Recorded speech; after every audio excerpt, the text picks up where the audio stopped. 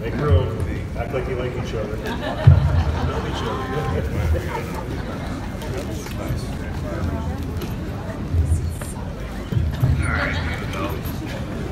As always, we try to get to as many fan questions as possible. There are microphones lined up in the rows, so if you have questions for Joe and the coaching staff, we will get to as many as we can here over the next hour.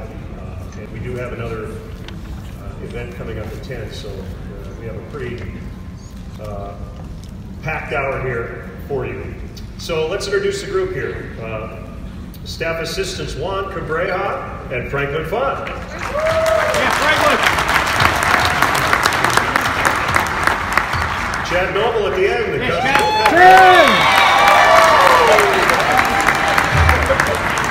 one of the biggest donations today and last night. Yeah. We have some newcomers. It's that calendar that he's got on. We have some newcomers on the staff that actually, you remember what a great 2015 season he had as he finished his major league playing career with the playoff-bound Cubs that season. The Cubs' new quality assurance coach, Kristen Orfield. Yeah, D-Nor.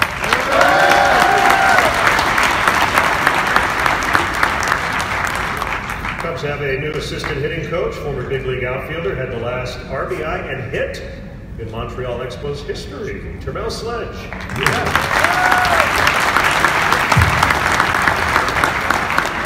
Cubs' new hitting coach returns to the organization after a 3-year stint as the Texas Rangers hitting coach. Please welcome Anthony Iapoce.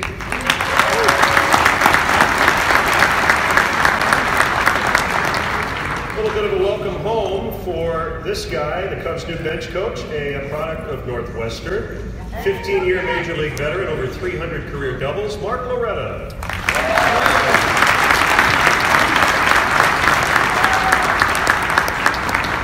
Really a great story. This guy promoted from within, was a coordinator of advanced scouting.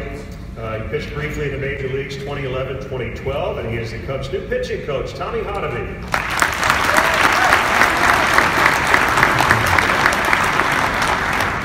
Cubs associate pitching, catching, and strategy coach. He keeps adding titles to his business card. 8th year with the Cubs, 23 years of major league experience, Mike Borzello.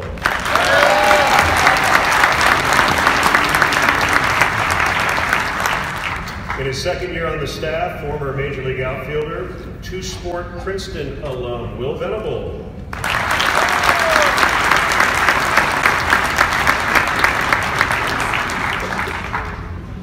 In his 31st season in the Cubs organization, bullpen coach, Lester Stroh. We love you, Lester!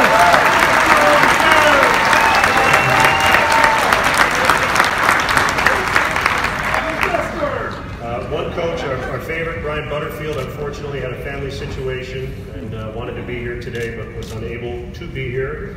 But we're thinking about Brian. And in his 5th year as a Cubs manager, first ever to lead the team to the postseason in 4 consecutive seasons, including 2 division titles, the 2016 World Series championship. 387 wins with the Cubs, that is a team record in his first 4 seasons with the team. And year 45 in pro ball. Please welcome Joe Maddon.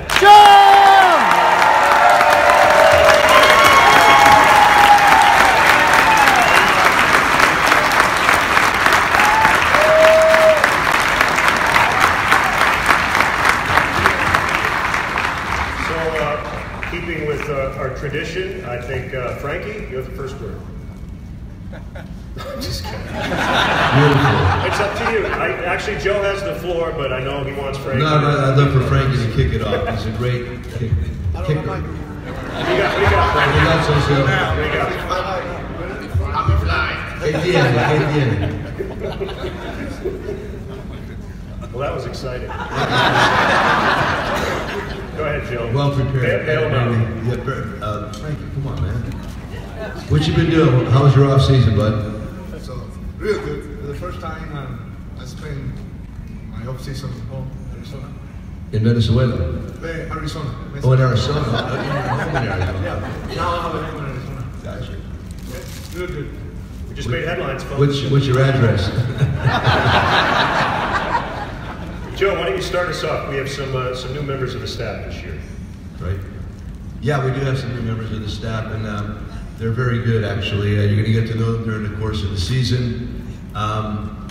Whenever you go through change like this, it's my responsibility to really make sure that all this stuff gets together quickly. We've had some very productive meetings already. Excuse me, this is 9 o'clock. Some very productive meetings already. We'll continue that as we get to spring training. But I think you're going to be very impressed with their personalities then, but also their baseball intellect. We feel very fortunate to be able to grab some of these guys this particular off season. I know that they're going to work extremely well with our group this year. For me, it's exciting always as, I didn't realize 45 years, dude, I didn't know that. And furthermore, did you guys stay in a hotel last night or did you drive here today? Okay, that makes more sense. Well, you get a horizontal snow coming in. Anyway, it's really exciting. I really enjoy this kind of a challenge. I like to teach. Managing and coaching are two different things. I mean, sometimes people don't really differentiate, but there's a total difference between the two. So this year, I'll probably get more of an opportunity to coach a little bit, which I'm looking forward to. With this particular group right here, you're going to find them to be more than competent, great guys, and very key to our success. I want to ask a couple of the new guys, just their thoughts on becoming Cubs. You mentioned Anthony Iapoce was in the Cubs organization before taking over as the Texas Rangers hitting coach. Welcome back, and just your initial thoughts on the new task. It's awesome to be back. I don't know if the fans know, but I used to live in Northwest Indiana for about 9 years. Cherville. Doing camps and clinics and private lessons and building relationships with the people of this area, Chicagoland area. And while you're doing that, I wasn't working with the Cubs at that time, but you see like this huge passion for the Cubs, especially the Cubs-White Sox relationship. So it's awesome. When I first got my opportunity as a hitting coordinator in 2012, when everybody came on board and started the rebuild process and watched these kids in instructs, seeing them last night, you get pretty emotional seeing them. You talk to them in the off season, but when you see them and hug them, you see them grown up a little bit. You see them start to physically fill out, and you hear their talk, and they're confident and positive, and they're Cub. And you're ingraining that in them. 2012, 2013. So it's awesome. It's awesome to be back. Excited to be here.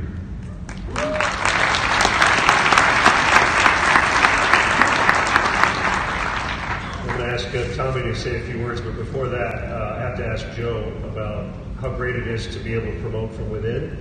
Typically, when a coaching change is made, you go outside the organization and you bring someone in from someplace else. But I think everybody, when they found out Tommy was going to become the pitching coach, they were thrilled. It's so well deserved. Yeah, I mean, being a minor league grunt myself for so many years with the California Angels and then the Anaheim Angels, when you worked your way up through the ladder, you always wanted to believe that people were watching, that people would recognize your talents, that you would get that opportunity. You want to believe that hard work is going to go rewarded. We all want to believe that. So for me personally, I do love when we were able to promote from within. I think it sets a great tone for the organization. You all know where you work, you all know what you do, and you know what that's like when you're able to feel as though what you're doing is being noticed, seen by those in charge. So it's wonderful to be in this situation where we can and we have, and this guy's more than competent. You're really going to enjoy it because you're going to hear a lot from him during the course of the season, but Tommy absolutely deserves this position.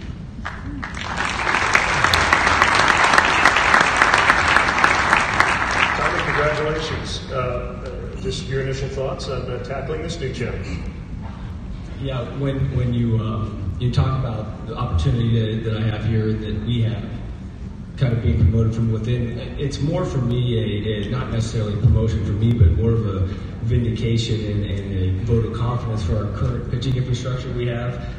We've all been together now for Worsey and Lester and Noble and I have been together for, this will be our 5th year. So it's not like we have a ton of new things in place, relationships that we have to form. We've been working together for a long time, and Lester Strode's been here for 31 years. So we've got a guy that's got a ton of experience, and something we're gonna ton of experience. And we're gonna work. Yeah, we work so well together. And then with Borzy too, with the conversations we have, the things we've been able to do. I just look at this more of our pitching infrastructure and the amount of experience. And how many World Series rings do you have? Just five. Just five. And then too, and Noble's such a good dancer. He picks up that aspect. No, but seriously, and then in the end too, having Joe as at the helm and somebody that's been around, and been on the pitching side and dealt with pitching and catching, and so it's such a unique group, and we've been together for a while now, and we're kind of ready to hit the ground running. Great.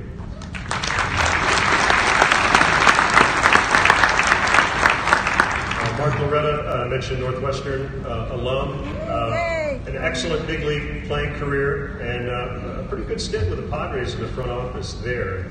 What made you want to get back in uniform on a full-time basis, Mark? Well, I think a lot of reasons, Len. I think just the passion for the game on a day-to-day basis never leaves you. And I think being out of the game, or at least away from the field for 9 or 10 years like I was, but being able to be around baseball operations, seeing all the minor league stuff, understanding scouting, etc., really kind of lit that fire again to get back into the grind and being in the foxhole with the guys. So, with Joe, we talked a little bit about it. Wasn't really necessarily on my radar, but extremely excited about it.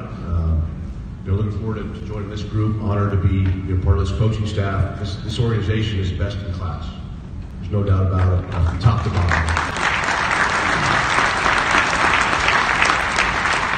Just the way that my wife and I have been treated these last couple of days with you guys, the fans, second to none.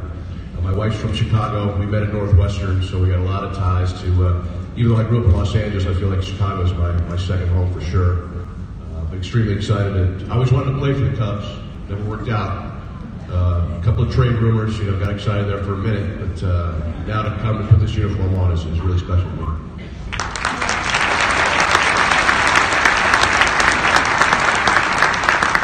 You guys know the great Mark Loretta Cubs note, right?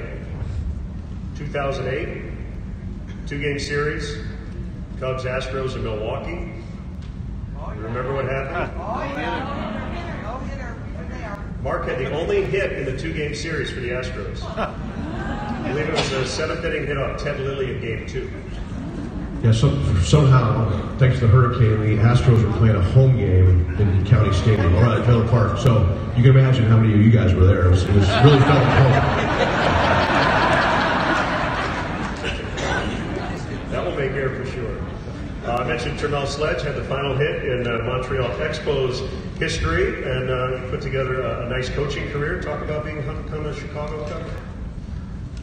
Well, 2015 was my first year coaching, and I was fortunate enough to, after my playing days, I said to myself, I probably will never coach. And I don't know why, because I love the game, but I was fortunate enough to come across a culture in 2015. Like I said, it was my first year coaching, and the culture they built, it just made me fall in love with coaching.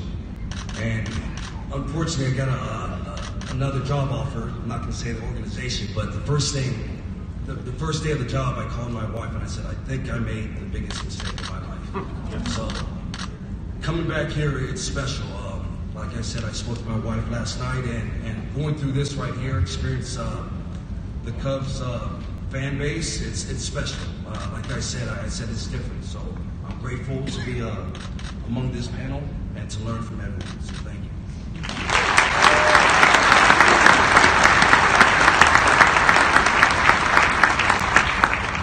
Dino, you had some pretty big hits in 2015, and it's interesting, you were a Cub for about 10 minutes in terms of your big league career, but I think everybody in this room thinks of you as a Cub. What a year that was. Well, my answer is pretty simple. I had such a good time here in 2015 that when I finished my career, I just knew I had to come back. So, and it starts with the people in this room.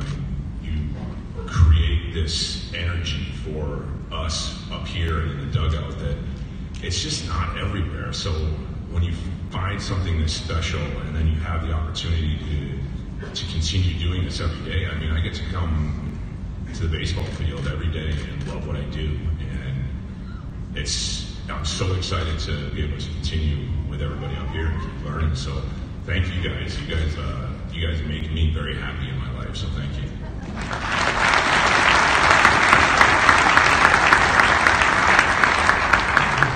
Lester, 31 years, how have you done it? What's the secret? Yeah, 31 years, and it's been great. A great 31 years. You know,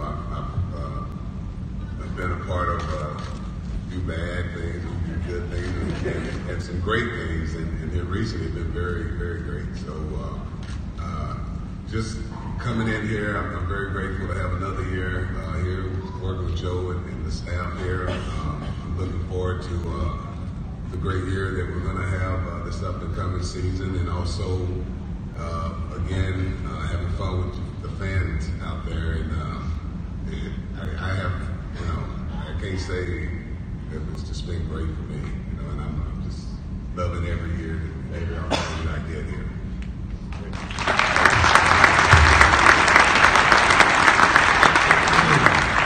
I want to ask Will to speak about the base running.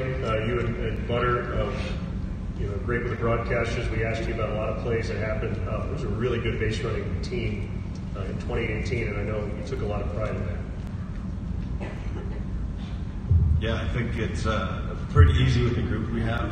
These guys understand how important it is, and you know, you've got guys like Hobby who can't teach him anything. It's just special what he does.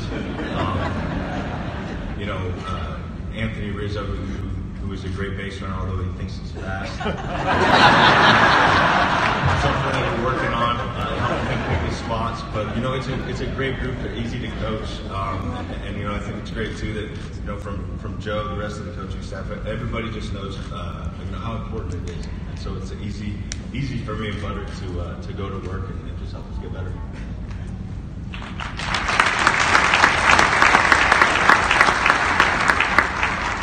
We have questions. We are ready to take them. Anybody? I know we've got a bunch of mics, so I don't want to miss anybody, but we'll lead us off. Joe, I would just say that you're the greatest manager many of us have ever seen. And Thanks everybody for seeing us.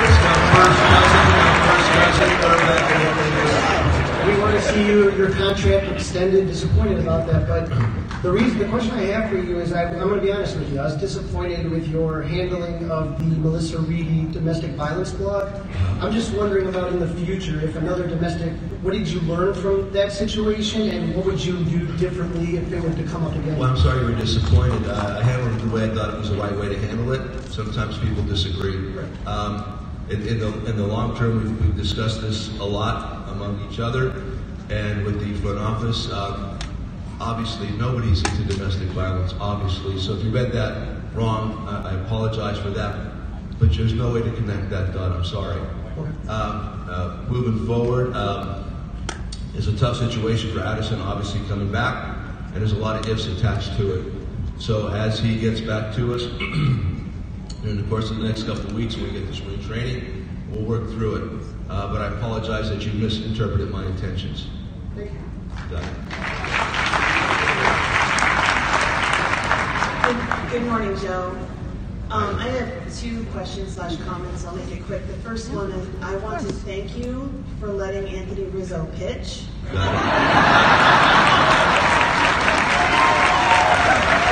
didn't enjoy it as much after he got done. He really wanted to do it, but then he figured out this is not that easy.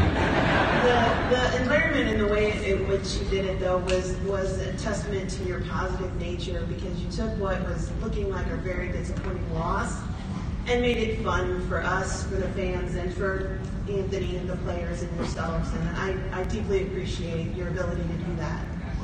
Well, glad you did. My second question/comment, on a more serious note, I want to offer my condolences to you and the rest of the team on the loss of Dr. Ken Revizza in the middle of the season last year. And I can't help but wonder if some of the slumping and the challenges the offense had after that was due to the loss of a trusted confidant. By all accounts, he was the person that the players went to when they were struggling, and when they started to struggle, he was not there. And I was wondering if you could speak to that a little bit. Well, Kenny and I have been together since 1985, right around that time period with the Angels. And Kenny, what he does, what he did, was really unique.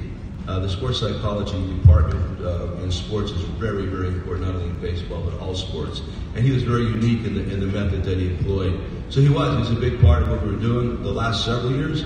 And all of a sudden, he was not ill, and then all of a sudden, he was not with us anymore. It happened in the middle of the season. And I do think it impacted several guys, because he worked very hands-on, not only when he was with us, but phone conversations, texting, emails, and that kind of stuff was also involved. So yeah, it was a big loss to us, to me personally also, because he and I were very good friends. And again, when it comes to sports psychologists, it's really a big part of what we do. Most of our success is controlled by our mind more than the physical part of this game. And so we have a great team in place right now with the Cubs in the minor and the major leagues, but Kenny is dearly missed. Thank you. You're welcome. Right over here. My name is Nicole. I have a comment and a question. My first comment, Anthony, we're so proud as a Railcat fan. You're here. Welcome back. I go to Railcats games all the time. We're so proud. Railcats fans. So proud. 2005 Minor League champions. Gary South Shore Railcats, baby. Yeah. My question is for Captain Uncle. Huge fan. I watched you when you played for Tennessee Smokies. You had a little thing called the Bopper and Noakski show. Can you sing the song?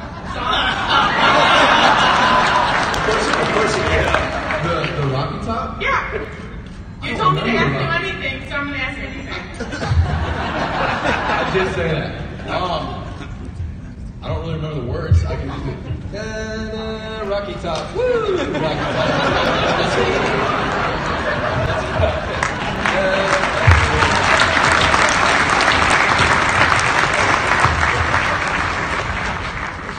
Yes, over here. Hi, good morning. My name is Vito Parisi from Arlington Heights. Joe, I just want to compliment you and your staff from last year, because I think your 4 years here, obviously the World Series, tremendous year, but I think you guys did some of your finest coaching, managing last year. We did, go to the World Series, one playoff game, but I think a lot of fans forgot in the second half. I think the numbers were you played 57 games in 59 days, 30 games in a row, and just the mental grind of that, the physical grind, and just take a short survey here. How many people worked at their job 30 days in a row? Something, but something not easy to do. And I just want to compliment you on you and your staff, and I think you guys did a great job. And Chris Bryant played half the year. The injuries we had, we won 95 games. I think it was a tremendous year. Well, I think that was a testament to the culture. I mean, when you build winning the games, the NLCS, about 3 years in a row, and then last year, there's something to be said to learn how to win as a group, and I think that's what had happened over the past couple of years. So you get in a situation like that with injuries and all this, maybe some performance not what you would expect, but you're still able to win. And I think that's part of the culture that we have built. Yeah, no, I agree. And just that one last comment. And I truly believe, too, what the Cubs did this year in the offseason with, not signing Bryce Harper, Manny Machado. Financially, it makes no sense. And we have a tremendous core here. And I really salute the leadership of the Cubs to go forward with that. That's true leadership when you're getting so much pressure from the outside. Do this, do that. And you guys believe in the core. We believe in the core. We're healthy in 2019. We're World Series champs again. Go Cubs.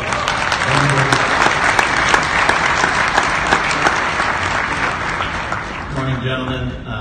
My question, Joe, has to do with starting pitching in the game of baseball. I grew up in the 70s when Fergie Jenkins completed 30 of 39 starts, and obviously that era has ended. But I do wonder, we're one of the few sports where, in baseball, basically people come to see pitching and hitting. and we see less and less of our starting pitchers. And this isn't so much about the Cubs and strategy as it is just in terms of the pace of play issues and the longer games. And since they did it for so many years, aren't starters capable still of going 7 and 8 innings? And is there an argument to be made for having them go longer? Well, some are and some aren't. I mean, it really comes down to that. We have a couple guys on our staff, and Johnny Lester does not want to come out of a game, obviously. There's other guys, and it's very good, like John Lackey, who was the prime example. You go get the ball from John Lackey. That is no fun. That is never any fun. Part of it is, I have to get over a cold. Part of it is, you need to drink water.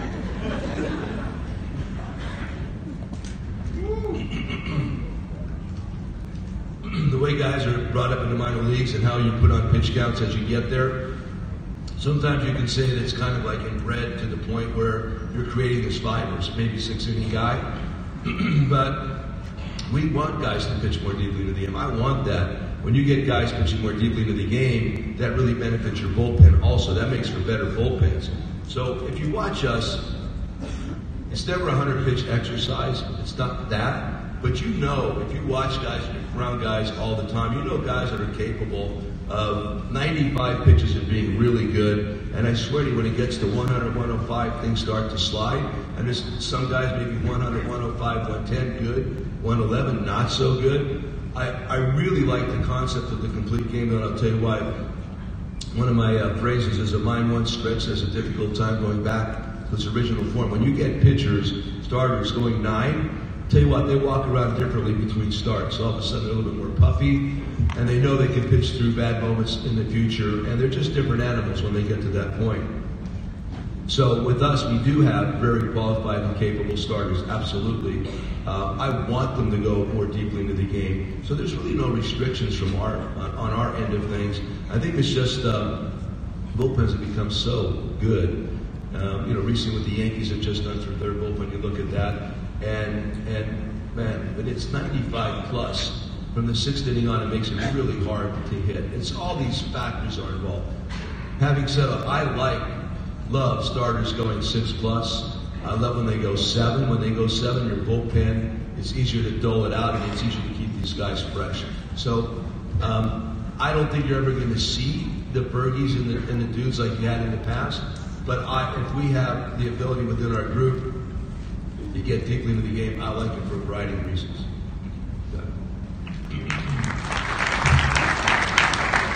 Hi, my name's Jack. I'm a big Cub fan. My son here just moved here from San Francisco, and during the years when the Giants were running off their championships, he religiously wore his Cubs gear, which most parents thought was child abuse, but now he's a Chicago resident. My question is to the Brain Trust. There's been an emphasis on increasing or shortening the games and increase the play. A couple ideas that were thrown out there as far as what they're using in the minor leagues, where they start the extra innings with a man on second base. I want to get your opinion on that. The other one was that they wanted to outlaw the shift during extra innings. And the third one would be they would only play the walk-up music for each batter during their first at-bat only. What are your thoughts? Who are you asking? Anybody? Or anybody on the panel? Let's answer that one. Hello, get in there, Mark. Get in there, man.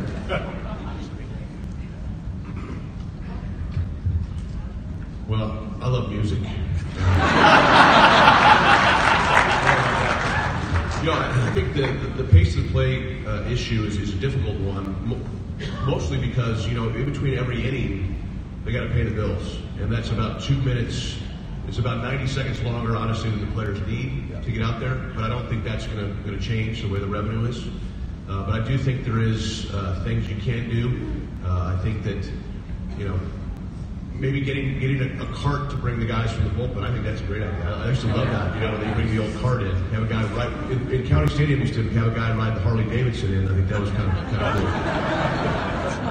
cool. We're talking about seconds here, so I don't think we're the game. The beauty of the game is it doesn't have a clock, and so I don't think we want to. I don't think we want to mess with the past time aspect of it and speed it up. And this generation is all about speed and attention span. But the beauty of baseball is that potentially it could never end, and it's. I think that's beautiful. So anyway, those are my 2 cents on it. Tommy, can you add to this real quick? Because we talked about shifting a lot. The Cubs actually have shifted a lot less vis-a-vis the rest of the league. And we talked about the 4-man outfield and the idea of, where the ball's being hit. Sometimes it's almost overcrowded in certain spots, right?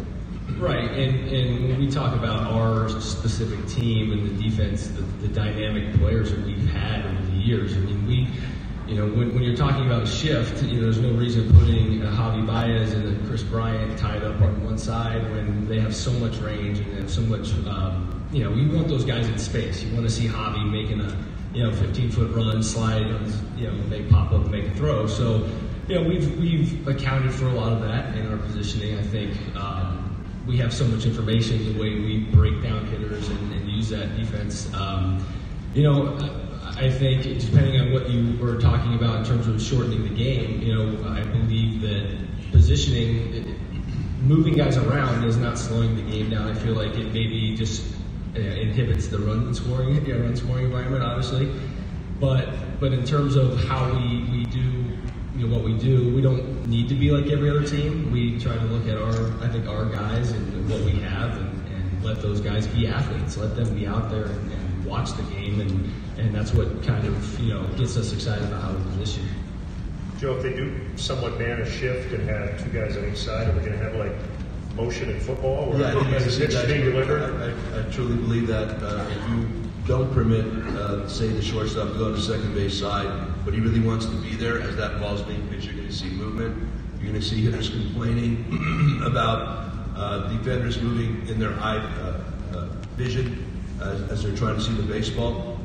So there's a lot of unintended circumstances or consequences that are going to occur when you start legislating like that. I believe in organic methods or shifts. We got to this point organically, although it is the residue of greater data study, of course. For me, anytime you want to beat a shift or alter the game in any way, I prefer the organic method, meaning it really needs to begin in the minor leagues. When you get a heavy left-handed hitter, for instance, in the minor leagues, make sure that he understands how to hit the ball the other way. And if you on occasion, bunt in the right situation, leading off an inning, you're down by 3 runs, it's the 7th inning, whatever. There's different times to incorporate different methods, but you need to teach that on a minor league level. I'm telling you, when a guy's been playing in the big leagues 4, 5, 6 years, even 2 years, and you ask him to make those kind of alterations here, it's very difficult. Very difficult to make it on the major league level. Over here, we have a microphone over here. Yeah. Hi. So this is a little bit of an idea. So you guys were saying like you should make the game shorter. So I had some ideas. So maybe around the 5th inning, they could set up some tables in the outfield, and the players could start playing board games. Whoever wins the most wins the game. You could play rock, paper, scissors, or you could either have dancing contests. I think the baseball should be blue, but I also have one more question. It's for Joe Maddon. So I'm doing a video about the Cubs convention, and could you just say, "Wow, Kaden, that was a great video"? Like, wow, Kaden, that was a great video.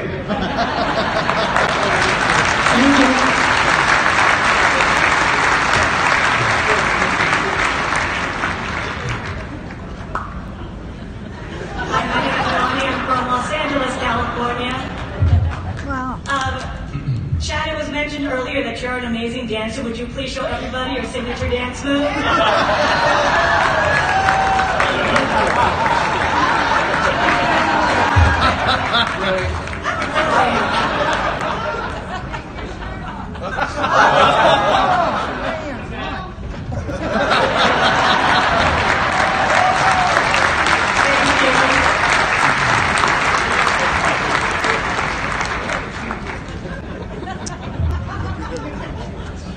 Actually, Jello, occasionally we'll get a shot of you after a big out, and you are.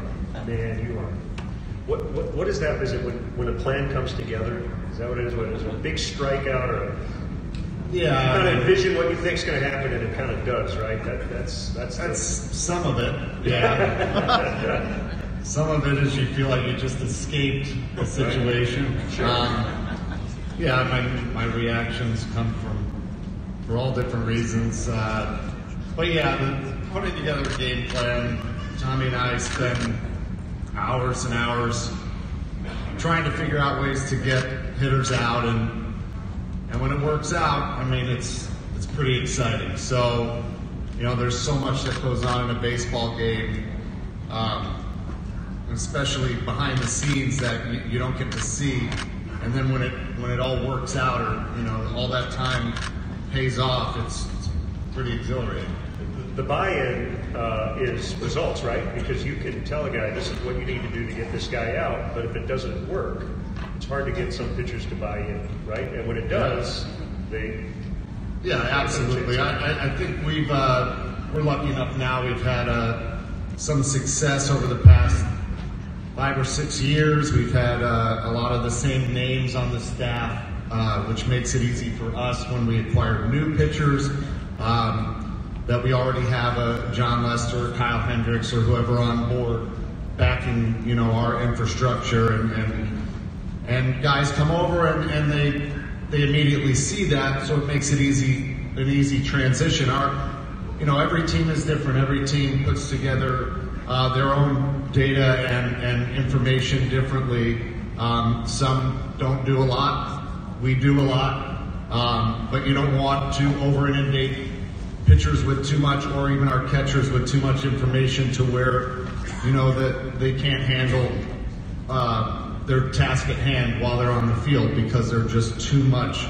So we try to condense a lot of info, bullet points, and hopefully it all translates on the field.